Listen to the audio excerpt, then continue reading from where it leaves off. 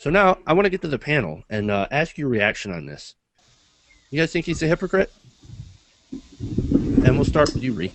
Of course he's a hypocrite, and it's no surprise, and it's nothing new. I mean, politicians like him, Republicans like him, meaning most Republicans, are hypocrites on this matter. They don't want poor people to have, these benefits. They want to cut their Social Security, they want to cut their welfare, they want to cut their food stamps. But when they need the services, when it's a convenience for them, they want it coming at them, and they're complaining if they don't get it fast enough. It's like politicians complaining about big government and how we need to cut. But you know what they never cut? They never cut their own health care benefits, and they never cut their own salaries. Well said. Well said. Brian, let's go with you. What do you think? Of course they're hypocrites. How can you not think they're not, or how can you think they're not hypocrites? They on one hand, no, you will hold this up, and they made the most cockamamie arguments about it too, which is the worst part about it. And I don't really know if they believe what they were saying, if they were just told to say what they were saying, or if they outright just made things up to bolster their own point. So, yeah, they're hypocrites. No, the East Coast doesn't need it, but we really do. So, sorry. Daniel, go ahead. I don't think we should send Oklahoma any aid at all, and of course the hypocrites. I mean, these people are the first one. We have to send the aid. Yeah, I agree with Brian on this one. We can't deny people federal aid just because we don't agree with their politicians. But continue. Right, because that would be hurting the people, not the politicians. A lot of the people elect these goddamn politicians in office. They don't elect themselves.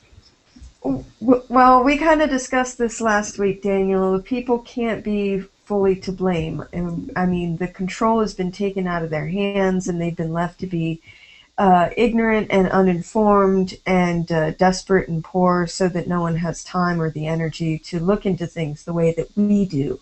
I mean, we take for granted, because we're researchers and we're always paying attention to what's going on and what our politicians are doing. We assume that everyone is capable of doing that, or has the resources or energy to do that. There are poor people that can't afford the internet or a computer, so but it's also that it was sold to the people by these politicians in the sense that, we're being fiscally correct here by not giving what we're giving to the East Coast. They lied to the people, so the people somewhat followed what they said and they believed. The politicians themselves are implying that we don't need a federal government. We just need to go to other states, and other states will all help each other.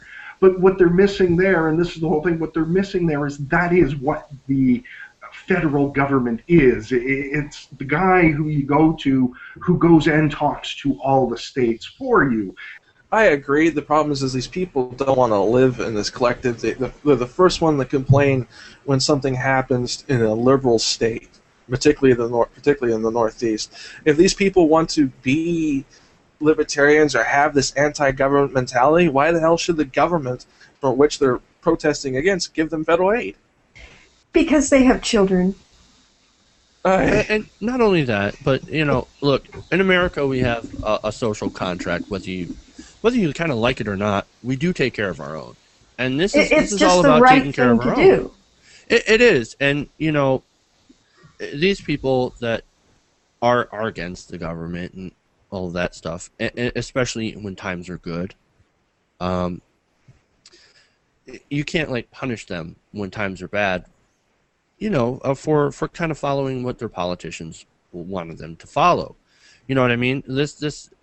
And I understand your mentality, Daniel. I really do. But I guess I don't know. I guess this me and Ree and Brian, we're just too libby-lib, I guess, when it comes to this, because yes, they deserve disaster aid, but and I get that. Well, I have to think about. You don't put the gift horse in the mouth, and you don't bite the hand that feeds you, and these people will do it every fucking time.